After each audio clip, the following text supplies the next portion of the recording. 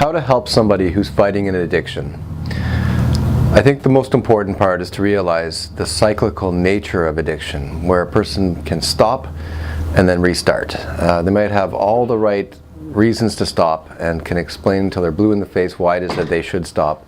However, they cannot stop. And this is the desperation to accept that this is not a moral failing, that there's a serious condition at play here, mental illness. Not just that, there's a medical issue going on where a person is dependent sometimes on the drug of choice. Usually it's dependency, where if they stop taking the drug of choice, they go through withdrawal. So this is a very real phenomenon, and to accept the fact that people may not get it right the first, second, third, or fourth, or even fifth time. For example, people who are quitting cigarettes, usually it takes three or more times for them to get it right. So it takes time, and it's important to show compassion and to understand that the person who's going through with addiction, that there is a cyclical nature where there can be a time of abstinence and then followed up with a relapse. Relapse is a part of many people's recovery, where they just haven't learned, they just haven't gotten it right. And from each time they can use it as a learning experience, the relapse, to break it down, to see what happened, to try to improve upon it, so and to use this as a tool the next time, so they're not going through this and repeating the same process.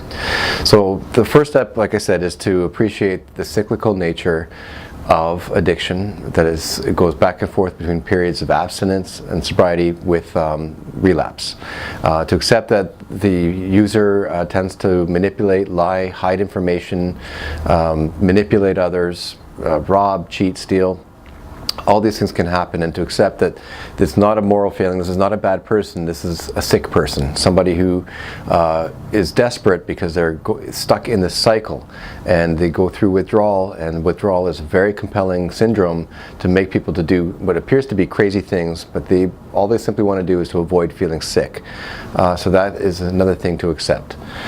The next part is to have a sit down when the person is not going through withdrawal, when they're feeling comfortable, also when they're not high, but when they're approachable and comfortable and they appear to be having at their normal faculties, and to explore what they want to do, because most of the time they realize what they're doing is wrong, but they just can't get help, they're just stuck.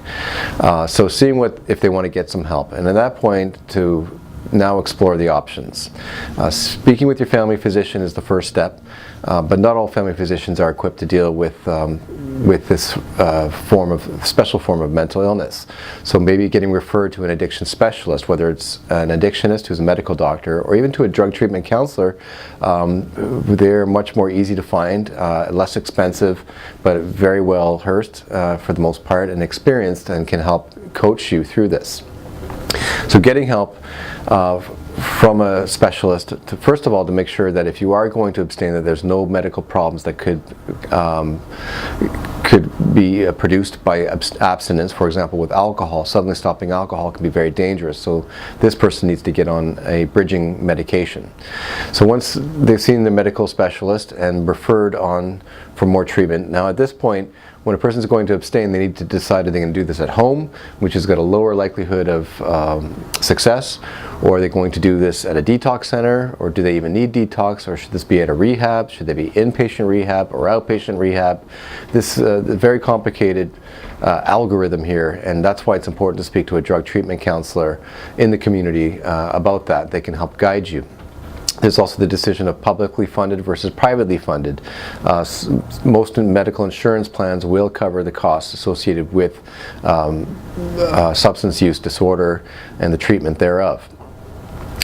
From the user standpoint, to get help for themselves, they need to realize they need to be bluntly honest, vigorously honest, to stop the lies and the deception, to accept that that's part of the addiction, and just to try to get over that, and explain to family or their loved ones when they're going through a difficult time, if they're feeling urges, what they're doing about that, when they're having cravings, or how long are they entertaining these ideas. It's important to open up communication. That is essential to a good, likely possibility of having an enduring recovery is to learn new skills to be open and honest and express themselves to what they're going through and stop hiding things. So addiction is a illness of isolation, whereas recovery is all about being connected with others. And this is what's important. By being connected with others, it's not just in the community with them, but expressing myself. So taking on that concept of rigorous honesty, it's very important. And then getting help, whether it's in the community or inpatient rehab, that can be decided. But more importantly, to be involved in the community. A person cannot continue to be isolated. That's what happens during the development of a worsening addiction, is the isolation. They need to get out of that. So being involved in 12-step meetings, other peer self-help groups, Rational Recovery, Smart Recovery, there's other ones out there. The idea is to be with like-minded people who are going through similar illnesses and similar tough times, and to talk about it. It's as simple as that. When I talk about my problems, it makes it easier for me to understand, and it also eliminates the emotional drama that's going on in my head when I'm thinking about it. So that's why speaking is a very helpful tool. Also, to improve the chances of somebody's recovery is to get re-involved with the things they once enjoyed. Recreational activities, sport activities, going to the movies, entertainment things, going out for dinner, getting involved again with community. Volunteering activities is good. The 12th step of a 12-step program is about helping others who are also going through problems with addiction. So all of the above can certainly help somebody improve their chances of a long-term recovery. So to summarize, to help somebody with a long-term addiction is to try to better understand what they're going through, that it is a medical illness. It's not just in their head. There is a mental component to it, but there's also a physiological illness. To accept that, not judge them or hold them as morally inferior. It's important to seek help from a medical professional, then onto a drug treatments counselor, to figure out where you want to go, what kind of algorithm in the pathway you want to go, whether it's inpatient or outpatient treatment, detox, rehab, outpatient, all that stuff needs to be decided. And then finally engaging in the long-term activities, the tools needed to ensure a long-term and happy and healthy recovery.